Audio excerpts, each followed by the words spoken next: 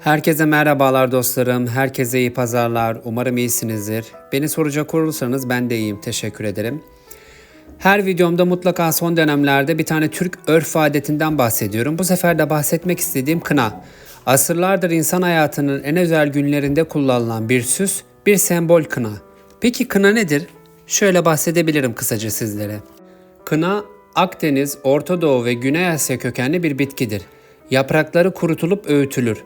Ardından suyla karıştırılarak yakıcı ve kalıcı kırmızımsı bir boya elde edilir. Eski çağlardan beri kadınlar saçlarını ve ellerini süslemek için hatta dini ritüellerde ve cenaze törenlerinde bile kullanmışlardır. Antik Mısır'da firavunlar kınayla mumyalanır, Hindistan'da gelinlerin elleri kınayla süslenirdi. Türk kültürüne gelince Orta Asya'da kına bitkisi doğal olarak yetişmediği için Türklerin ilk yurtlarında bugünkü anlamıyla bir kına geleneği yoktu. Ancak Türkler Anadolu'ya yerleşip Orta Doğu ve İslam kültürüyle tanıştıktan sonra kına onların hayatına girdi. Zamanla bu gelenek sadece bir süs değil, aynı zamanda bir sembol oldu. Dostlarım, Türk örf adetlerinde kına özellikle düğünlerin vazgeçilmez bir parçası haline geldi. Düğünden bir gün önce yapılan kına gecesi gelinin baba evine veda ettiği, yeni yuvasına adım attığı törendir. Gelinin avucuna kına yakılır, üzerine kayınvalide altın koyar. Bu sırada hüzünlü türküler söylenir, gözyaşları dökülür, ardından eğlenceler başlar. Davullar, zurnalar, türküler geceyi şenlendirir. Hepimiz biliyoruz tabii ki de. Kına aynı zamanda dostlarım bir kutsallık taşır. Askerler askere giderken kına yakılır. Kurbanlık koyunlara kına sürülür. Çünkü kına fedakarlığın, adanmışlığın ve bereketin sembolüdür. Bugün hala Anadolu'nun birçok köyünde ve şehirlerinde kına geceleri aynı coşkuyla yapılır. Hem geçmişten gelen bir kültür mirası hem de yeni yuvaların ilk adımıdır. Fakat eski Türklerde farklı otlar ve doğal boyalarla saçlarını, sakallarını ya da ellerini boyardı. Özellikle savaş öncesi saç ve bıyıkları renklendirmek, düşmana karşı güçlü görünmek için bir tür gelenekti. Kadınlar da kök boyalarıyla süslenirdi. Yani süsleme, boyama ve sembolik işaretler eski Türklerde de zaten vardı. Sadece malzeme farklıydı. Ama şunu da söylemeden geçemeyeceğim dostlarım. Son dönemlerde dikkat ediyorum, kına geceleri ve benzeri törenler, nişan, söz, kız isteme, hatta mevlütler bile giderek gösterişe dönüştü. Sanki dini ya da kültürel bir anlamı yerine getirmekten ziyade büyük organizasyonlarla adeta birer şova çevriliyor. Konser gibi mevlütler, lüks salonlarda yapılan kınalar, deli paralar harcanıyor. Benim eleştirdiğim şey bu törenlerin kendisi değil. Kınada, mevlütte, nişanda, sözde bizim kültürümüzde çok değerli. Yanlış anlaşılmasın. Ama olayın özünden çıkıp tamamen gösterişe dönmesi bana çok anlamsız geliyor. Çünkü eğer gerçekten bu kadar fazla paranız varsa gidin bir fakir çocuğun elinden tutun ya da bir sokak hayvanının karnını doyurun. O zaman bu törenlerin arkasındaki asıl değer, yani iyilik ve paylaşma ruhu daha çok olur ve daha güzel yansıtılmış olur ve daha güzel yaşatılmış olur. Kısacası adetlerimize sahip çıkalım ama gösteriş uğruna özünü kaybetmeyelim. Çünkü kına sadece bir gece değil, bir veda, bir dua ve yeni bir başlangıçtır. Şimdi yavaş yavaş konumuza gelecek olursak eğer dostlarım, ben genelde hafta içleri bir sonraki haftanın konusunu YouTube gönderiler kısmında sizlere soruyorum ve bu hafta da sordum. Atatürk ve Venizelos düşmanlıktan dostluğa bu videoyu yapayım mı diye %82 yap demiş. O yüzden bu videoyu yapıyorum dostlarım. Ara sıra orayı da kontrol ederseniz bana fikir verebilirsiniz. Ayrıca yapmamı istediğiniz konu varsa mutlaka benimle paylaşın. Ben tarih okumayı, araştırmayı çok seviyorum. Seve seve sizler için okur, özetini çıkartıp kısa bu şekilde sıkılmayacağınız şekilde videolar yaparım. Yavaş yavaş konumuza geçelim. Konumuz Atatürk ve Venizelos. Düşmandan dostluğa. Hepiniz hoş geldiniz. Bu arada dostlarım bunu hep söylüyorum. 1900'lü yılların başında siyasetçi olmak, bir kral olmak ya da bir ülkeyi yönetmek çok şanssız bir durumdu. Her ülke kendi çıkarlarını korumak için mücadele veriyordu. Kimi zaman haklı, kimi zaman haksız sebeplerle savaşlar çıktı. Ülkeler kendi halklarını korumak istedi. Ama bir de deniz aşırı güçler vardı. Sömürgecilik yapan, başka topraklara göz diken büyük devletler. Onlardan ayrı tutmak gerek. Çünkü onların amacı farklıydı. Ve ne yazık ki o dönem çok kan, çok gözyaşı, çok acı bıraktı geride. Ama bugün ben size bu acılardan değil, daha farklı bir şeyden bahsedeceğim. Düşmanlıktan dostluğa dönüşen bir hikayeden, Atatürk ve Venizelus'un hikayesinden.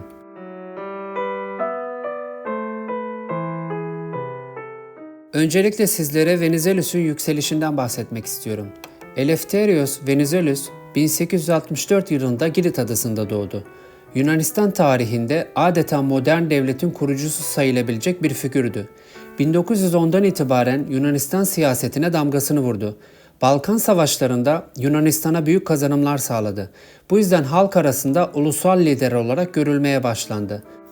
Ama 1920'lere gelindiğinde dostlarım her şey değişti. Birinci Dünya Savaşı sonrası Anadolu'ya yönelen Yunan ordusu, Megali ideal peşinden koşan Yunan ordusu 1922'de ağır bir yenilgi aldı. İzmir yangını, ordunun çekilişi, yüz binlerce göçmen. Bütün bunlar hem Yunan halkını hem de Venizelos'un siyasi itibarını derinden sarstı. Bir kısım insan onu vatanı büyütmeye çalışan cesur bir lider diye savunurken bir kısım insan da ülkeyi felakete sürükleyen kişi olarak gördü. Venizelos birkaç defa başbakan oldu. Birkaç defa iktidardan düştü. Ama her defasında Yunan siyasetinde yeniden sahneye çıktı. Son yılları ise sürgünde Paris'te geçti. 1936'da orada öldü. Fakat vasiyeti üzerine memleketi Girit'in Hanne şehrine gömüldü. Bugün mezarı hala oradadır ve Yunan halkı için büyük bir semboldür. Mustafa Kemal Atatürk'ün yaptığı reformlar Venizelos'un dikkatini çekiyordu. Tam bu dönemde Türkiye'de Mustafa Kemal Atatürk yükseliyordu. 1923'te Cumhuriyet ilan edilmiş, yeni bir devlet doğmuştu. Atatürk hilafeti kaldırmış, modern bir hukuk sistemi kurmuş, Latin alfabesine geçmiş, kadınlara haklar tanımıştı. Bu reformlar yalnızca Türkiye'de değil, tüm dünyada dikkat çekmişti. Özellikle Venizelos gibi ileri görüşlü liderler Atatürk'ün modernleşme hamlelerini saygıyla izliyordu. 1928'de Venizelos'un yeniden başbakan olması iki ülke arasında ilk temasları başlattı. O dönemler her iki tarafta da savaşın acıları çok tazeydi. Mübadeleyle yerinden edilen yüz binlerce insan vardı. Ama buna rağmen Venizelos ve Atatürk geleceğe bakmayı tercih ettiler.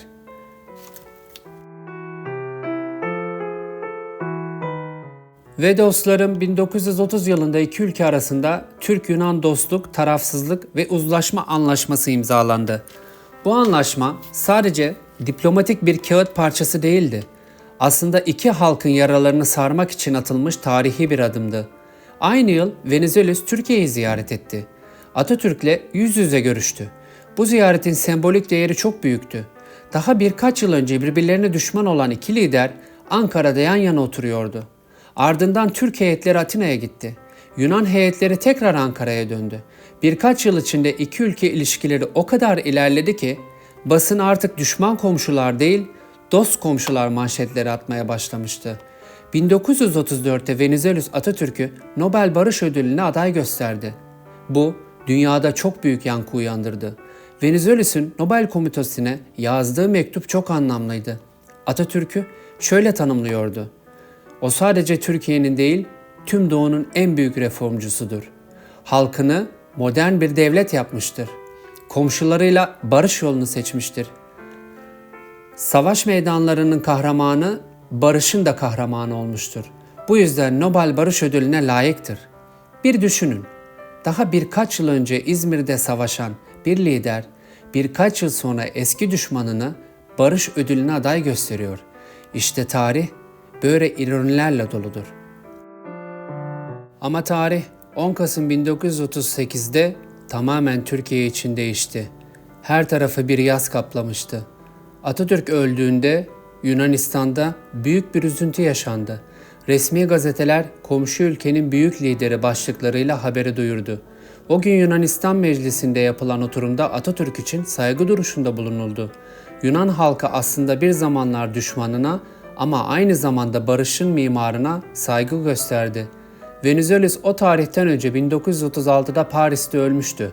Ama eğer yaşasaydı muhtemelen Atatürk için en içten sözleri söyleyenlerden biri olacaktı. Çünkü ikisinin hikayesi barışın sembolü olarak tarihe kazındı.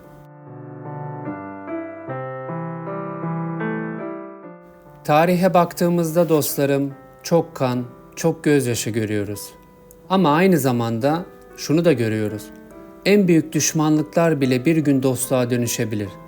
Atatürk ve Venizelos bize bunun en güzel örneğini bıraktılar. Onlar savaş meydanlarından çıktılar ama gelecek için barışmayı seçtiler. Bugün bizlere düşen görev geçmişin savaşlarını değil, geleceğin barışını konuşmak. Çünkü barış sadece liderlerin değil, halkların da en büyük kazanımıdır.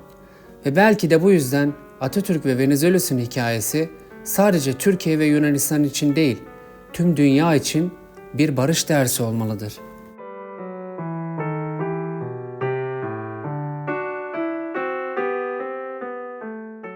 Ve dostlarım, yavaş yavaş videomun sonuna yaklaşırken şunu söylemek isterim.